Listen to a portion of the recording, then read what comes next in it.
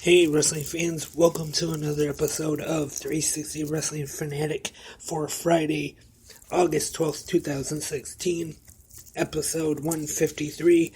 And on today's episode, I will be recapping last night's TNA Impact Wrestling.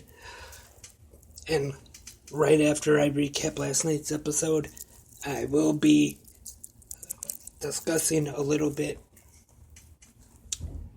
the breaking news that just broke just a little bit ago about TNA. But first, last night, Impact Wrestling was almost kinda live on Pop from the Impact Zone, Universal Studios in Orlando, Florida. And we get a promo from the winner of the TNA Bound for Glory playoffs, EC3, Ethan Carter III. And he says he is bound for glory. He's interrupted by the Destroyer Lashley, the TNA World Heavyweight Champion and TNA X Division Champion. Lashley says, "You are not the best. I am the best." Then we see James Storm comes down the ramp. He calls Lashley out. Lashley leaves the ring, and they brawl to the back. And the Miracle Mike Bennett and Moose attack EC3 in the six-sided ring. Eddie Edwards makes the save, and we will have a tag team match right now. Mike Bennett and Moose taking on EC3 and Eddie Edwards. And it is Mike Bennett pinning Eddie Edwards to score the win for his team. And then, right before the commercial break, we see about the new free agent that TNA has signed. And it says it's a man that does it his way. And in the background, we hear the song Hallelujah. So, that was a hint right there. In case you haven't seen the news that was already broke during the day, yesterday by Rolling Stone, I believe it was, of who this was.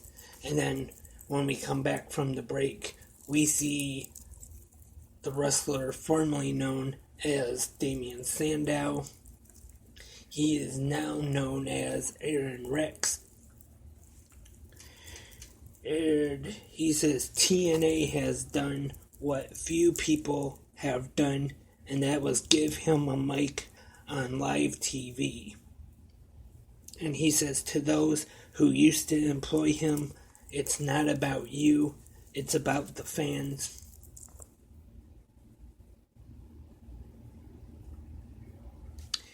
And he continues to cut what I thought was a pretty good promo.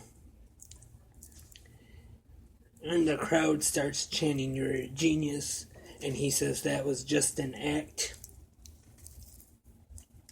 And now we see the future TNA Hall of Famer Gail Kim in the back with Maria Kanellis and Allie. And Maria tells Gail that she will have a no disqualification match tonight, and she is attacked by Marty Bell, and that match is next. No DQ, Gail Kim and Marty Bell, and Maria makes Allie interfere in the match. Kim throws her into Bell to pick up the win, and Jade makes her way to the ring to save Gail Kim. And then Maria makes a match for next week on Impact Wrestling. Jade versus Gail Kim. Should be a very good match. And we see broken Matt Hardy in a car being driven by Vanguard 1. And he says he saw something that Decay trying to kidnap Maxwell. So he said he has Vanguard and Senor Benjamin and Rebby Sky watching him at the Hardy Camp compound. And he meets up with Brother Nero. And next week, we will see a 4-way tag team match to determine number 1 contenders for the tag team championships. And we see the Hardys in the ring, ready for their match. Got ahead of myself a little bit. And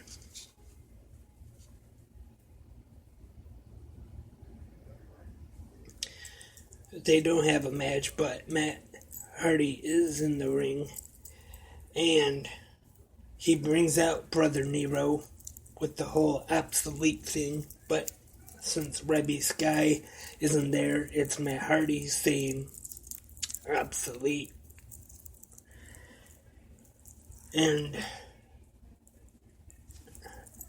Brother Nero asks him why he bit off a part of a man's face. And Matt Hardy's response is, because ants are not allowed to touch gods. And Al Snow comes and interrupts with the Tri-Brutal. They bury Brother Nero but put over Matt Hardy. I thought this was actually a pretty good match. And then during Matt Hardy hypnotized a fan at ringside, actually, who had a sign and then about Jeff Hardy, and then ripped it up, and then he bit Al Snow's finger, and the Hardys get the win. Jeff doing most of the work, just like last week. And then after the match, Hardy attacked the Tri-Brutal again and put Al Snow through a table, and then after that he just snapped. He put himself through a table after, just started laughing this crazy laugh, and then he said, "I am Brother Nero," and like I said, he just snapped.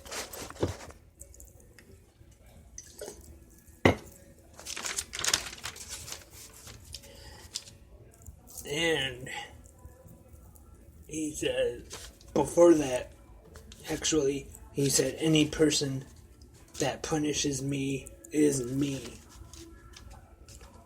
And in the back now we see Lashley with Dixie Carter and Billy Corgan.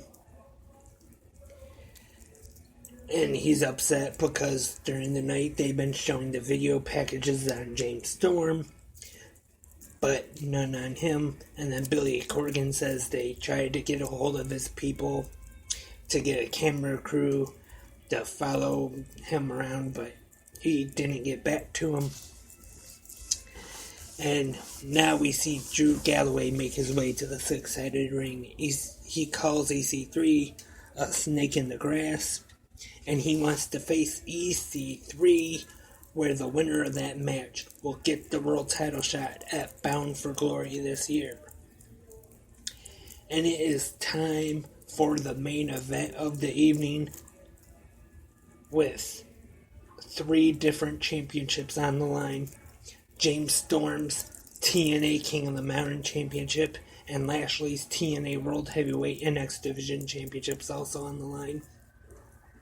And almost right off the bat, Storm hits the last call, but referee Brian Hebner is getting Jeremy Borash out of the ring, and it does not see the pinfall. So Lashley is able to kick out of the last call super kick. And at one point during the match they're at ringside, and Lashley goes over to the announcer's table and grabs Lil Pope, the action figure that the Pope has of himself on the table.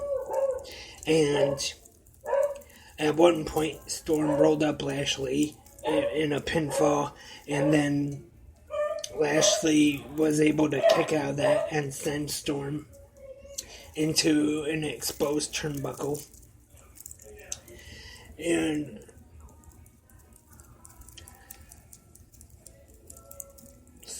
then Lashley hits him with a spear. Storm kicks out, but then Lashley gets the victory and become not only the TNA World Heavyweight Champion and the X Division Champion, but now the new King of the Mountain Champion as well. 3 different championships for Lashley. And then after, we see the new Aaron Rex walk out onto the stage and kind of stare down Lashley. And that is the end of the show. So, that was last night's episode of TNA Impact Wrestling. Almost kind of live on Pop. The tape delay.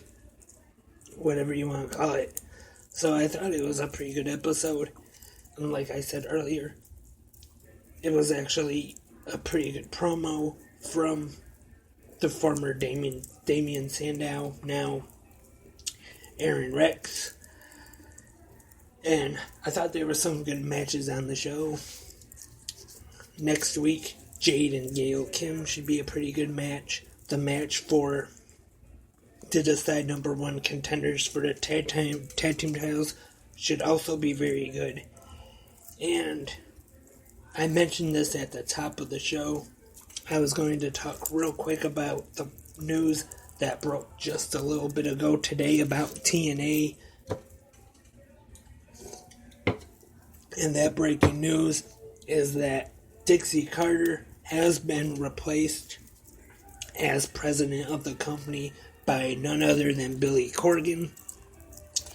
I read that, and I'm really not sure how I feel about it. I guess we'll just have to wait and see what happens and how this goes, but Billy Corgan is now the new president of TNA Impact Wrestling. Hopefully that will turn out good, but who knows. And that is all for today's episode of 360 Wrestling Fanatic. And remember, you can like 360 Wrestling Podcast on Facebook and on Twitter at 360 Wrestling Pod. The Instagram is 360 Wrestling Podcast.